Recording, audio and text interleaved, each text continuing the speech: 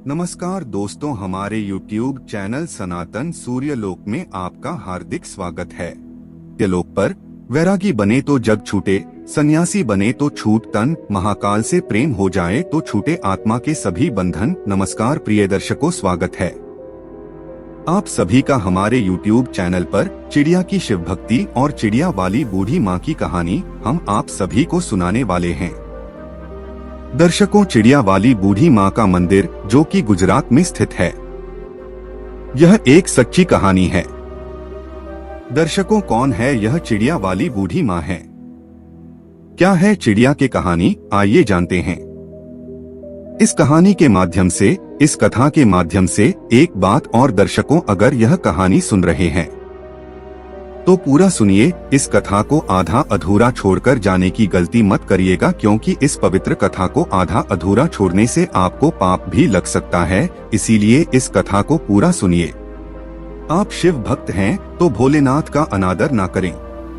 इससे पहले कि हम कहानी को शुरू करें, आप हमारे चैनल को सब्सक्राइब कर लीजिए, लाइक करिए, शेयर करिए और अच्छे कमेंट किया करिए। दोस्तों, विश्व प्रसिद्ध बनारस के विश्वनाथ मंदिर काशी विश्वनाथ का दर्शन कराते हुए हम इस कहानी को शुरू करते हैं। प्रीत करो महादेव से, मत मांगो फलदाम, तज कर फल की कामना, करिए भक्ति निष्काम। एक गौरैया पक्षी का जोड़ा एक बड़े से शिव मंदिर में उसके पास स्थित पेड़ पर रहा करती थी, और उस शिव मंदिर में जब भी पूजा पाठ सुबह शाम, जब भी आरती होती, तब तक वो दोनों पक्षी, वो दोनों चिड़िया उस मंदिर में रहते और भगवान शिव की आराधना करने लगते हैं और घंटों बैठे महादेव की भक्ति में लीन रहते हैं। इतनी भक्ति करते हैं, निराधार भक्ति करते हैं कि उन्हें अपने तन मन का अगल बगल के होशो हवास का कोई पता नहीं रहता। उन दोनों पक्षियों का रोज का यही नियम, सुबह शाम जब भी मंदिर में घंटी बजती, आरती होती, तब वे पक्षी उस मंदिर में पहुंच जाते हैं और भगवान शिव की आराधना करने लगते हैं। उसके बाद अपने बच्चों के लिए और अपने लिए चारा पानी की व्यवस्था करते। उन दोनों पक्षियों का, दोनों चिड़ियों का यही रोज का नियम था। और दर्शकों, उसी मंदिर के बगल में थोड़े ही दूर पर एक बूढ़ी माँ का घर था। उस बूढ़ी माँ को कोई संतान नहीं थी। उनके आगे पीछे देख रेख करने वाला उनका कोई नहीं था। वो अकेले अपना जीवन व्यतीत कर रही थी और उस बूढ़ी माँ को पक्षियों के प्रति बड़ा लगाव था और चिड़ियों को, पंछियों को बहुत प्रेम किया करती थी। उनके लिए रोज नित्य प्रति अपने घर की छत पर पानी, दाने, ये सब चीजें डाला करती थी। उस बूढ़ी माँ का यही काम रोज का था और वह दोनों चिड़िया उस बूढ़ी माँ के छत पर आते हैं और आसानी से दाना चुगते, खाते पीते और उसमें से कुछ अपने बच्चों के लिए अपने साथ ले जाते हैं। इसी तरह उनका जीवन व्यतीत हो रहा था कि चिड़ियों का पेट भर रहा था और साथ ही आराम से निश्चिंत भगवान शिव का आराधना कर पा रहे थे। अब इसी तरह दिन गुजर रहे थे। एक दिन की बात है, वह बूढ़ी माँ बीमार हो जाती है। वह अपने बिस्तर पर पड़ जाती हैं।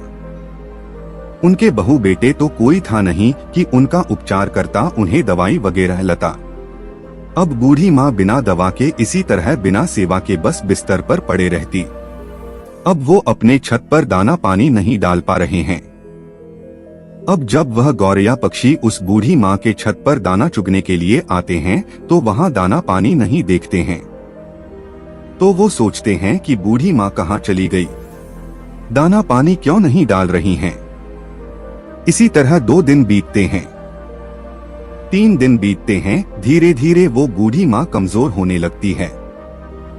बिना दवाई दर्पण के एक दिन उनकी मौत जाती है। अब जब वो पक्षी देखते हैं कि बूढ़ी माँ का कोई पता नहीं चल रहा है और छत पर दाने भी नहीं डाला जा रहा है, तो वो घबरा जाते हैं। वो बहुत ही परेशान होते हैं और उस बूढ़ी माँ को पूरे गांव में आसपास ढूंढने लगते हैं, खोजने लगते हैं। खोजते खोजते दोनों थक जाते हैं। तो उसमें से जो मादा गोरिया थी, वो अपने पति से कहती है, स्वामी, बूढ़ी माँ का कोई पता नहीं चल रहा है। बूढ़ी माँ कहाँ चले गई? वो हमें दाना पानी दिया करती थी और अन्य पक्षियों का देखरेख किया करती थी।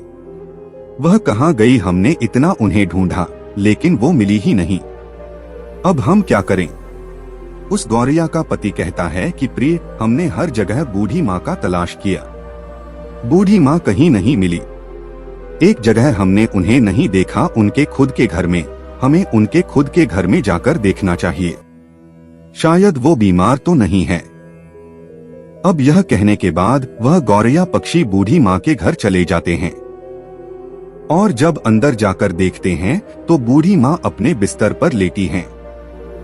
उनके शरीर में कोई हलचल नहीं है। उनके चेहरे पर, उनके बदन पर मक्खियां भिन भिना रही थी। वह पक्षी अपने पंखों के फटाफट से उन मक्खियों को हटाते हैं। बूढ़ी माँ को जगाने की कोशिश करते हैं, लेकिन उनके शरीर में कोई हलचल नहीं। अब गौरैया का पति कहना है कि प्रिय, बूढ़ी माँ दुनिया में नहीं रही, उनकी मृत्यु हो चुकी है।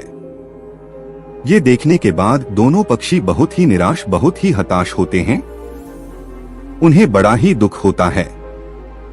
अब उन्हें दाना चुगने के लिए दूर दूर जाना पड़ता है। अभी इस तरह शाम हो जाती है। शाम को जब मंदिर का घंटा बजता है, आरती होने लगती है भगवान शिव का, तब वो दोनों पक्षी उस मंदिर में पहुंचते हैं और एक पैर पर खड़े होकर भगवान शिव की निराधार भक्ति करने लगते हैं, उनका जप करने लगते हैं। 1 घंटा बीतता है, 2 घंटा बीतता है, इसी तरह बहुत लंबा समय बीत जाता है। इसी तरह बिना खाए पिए लगातार महादेव की भक्ति करते रहते हैं। ऐसे करते करते 1 महीने बीत जाते हैं। उन पक्षियों ने महादेव की भक्ति करना छोड़ा नहीं, महादेव की भक्ति करते रहे। यह चीज देखकर महादेव भोलेनाथ बड़ी प्रसन्न होते हैं और उन पंछियों को दर्शन देते हैं और कहते हैं, हे गौरैया, तुम्हें क्या चाहिए? तुम जो मांगोगे मैं वो दूंगा। मैं तुम्हारी भक्ति से, इस अखंड भक्ति से बड़ा ही प्रसन्न हूँ। छोटी सी जान होते हुए तुमने अपने औकात से बाहर, अपनी क्षमता से बाहर भक्ति किया है, इसलिए मैं बहुत ज्यादा प्रसन्न हूँ। तुम जो मांगोगे मैं तुम्हें दूंगा। तब गौरैया ने कहा, हे प्रभु, हमें कुछ नहीं चाहिए, हमें बस एक चीज चाहिए। आप हमारी उस बूढ़ी माँ को, उस पुण्यात्मा को फिर से हमें लौटा दीजिए, उन्हें जीवित कर दीजिए, बस हमें यही चाहिए। भोलेनाथ ने कहा कि पक्षियों, ये इस सृष्टि का नियम है, अगर जो मर जाता है वह कैसे जीवित हो सकता है? मैं सृष्टि के चक्र में कैसे बाटा बन सकता हूँ? तुम और कुछ मांग लो। तब उस चिड़िया ने कहा, नहीं भोलेनाथ, हमें कुछ नहीं चाहिए, हमें बस हमारी बूढ़ी माँ चाहिए और कुछ नहीं, आप हमें वापस कर दीजिए। तब भोलेनाथ ने कहा, पक्षियों, अब वो बूढ़ी माँ का शरीर गल चुका है, उसमें से कीड़े निकलने लगे हैं, उनका शरीर क्षत विक्षत हो गया है, मैं उन्हें कैसे जीवित कर सकता हूँ? उनका शरीर ही ठीक से नहीं रहा तो उसने प्राण कैसे फूंकू? तब वो दोनों पक्षी, दोनों पति पत्नी हट करने लगते हैं और कहते हैं, प्रभु, आपने हमें वचन दिया था कि तुम जो मांगोगे मैं दूंगा, तो प्रभु आप अपने वचन से पीछे हट रहे हैं।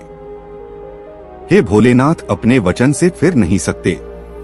तब महादेव ने कहा, ही पक्षियों, तुम्हारे हट के आगे मैं विवश हूँ और अपने वचन के आगे। अब इस प्रकार भोलेनाथ ने और उस बूढ़ी माँ के क्षतविक्षत शरीर को सही किया, फिर उसमें प्राण फूंक दिए।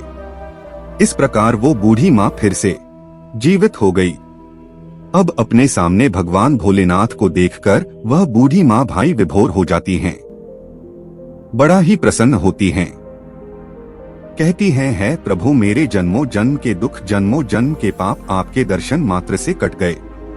आपने मुझे दर्शन दिया है प्रभु, मैंने ऐसा क्या पुण्य किया था कि आपने मुझे जीवित कर दिया? तब भगवान शिव ने कहा, ही बूढ़ी माँ, तुम्हें मैंने तुम्हारे कारण नहीं जीवित किया है, मैंने तो तुम्हें उन दोनों पक्षियों के लिए जीवित किया है।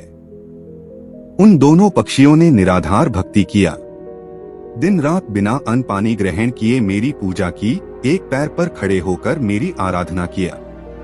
इसी कारण मैंने उन्हें आशीर्वाद दिया। उन्हीं की वजह से तुम आज जीवित हो, इस धरती पर हो।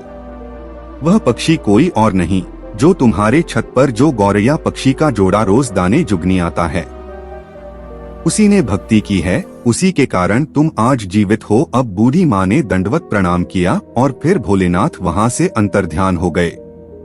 फिर वह बूढ़ी माँ फिर से अपने छत पर दाने डालने लगी।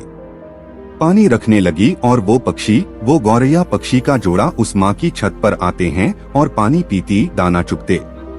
तब उस बूढ़ी माँ ने उन गौरैया पक्षियों से कहा है, हे पक्षियों, तुमने मुझे जीवन दान दिया है। भगवान भोलेनाथ की आराधना की, अपने लिए मांग कर मेरे लिए मांगा। हे पक्षियों, मैं ये चाहती हूँ तुम मेरे घर पर बस जाए, तुम मेरे घर पर ही वास करो और नित्य प्रति मेरी आंखों के सामने रहो। अब ये सुनने के बाद उस बूढ़ी माँ का प्रस्ताव वह दोनों पक्षी स्वीकार करते हैं और उस बूढ़ी माँ के घर आकर रहने लगते हैं। इसी प्रकार दिन बीतने लगते हैं और उस बूढ़ी माँ की चर्चा गांव-गांव में फैलने लगता है। दूर दराज तक फैलने लगता है कि एक बूढ़ी माँ है जो मर कर भी जीवित हो गई और उनमें अजीब सी शक्ति आ गई है। और इसी तरह उस बूढ़ी माँ के पास धीरे धीरे करके एक लोग जिनको कोई दुख रोग होता उनके पास आता और अपना कारण बताता। भगवान भोलेनाथ के नाम पर पूजा पाठ कर दिया करती। तब उन लोगों का दुख दूर हो जाया करता। धीरे धीरे लोग ठीक होने लगे। अब उस बूढ़ी माँ की ख्याति दूर दूर तक फैलने लगा और दूर दूर से लोग उस बूढ़ी माँ के पास अपना इलाज कराने, अपने तकलीफों को दूर करने के लिए आया करते हैं। अब इसी प्रकार बहुत दिन हो जाता है और वह बूढ़ी माँ जीवित अपने उसी स्थान पर समाधि ले लेती हैं। आज उसी समाधि स्थल पर उस बूढ़ी माँ का एक भव्य मंदिर है। वह मंदिर गुजरात में स्थित है। चिड़ा वाली बूढ़ी माँ के नाम से वह मंदिर जाना जाता है। उस मंदिर पर आपको गौरैया पक्षी का जोड़ा हमेशा देखने को मिलेगा और दर्शकों, इस मंदिर की बहुत दूर दूर तक ख्याति है।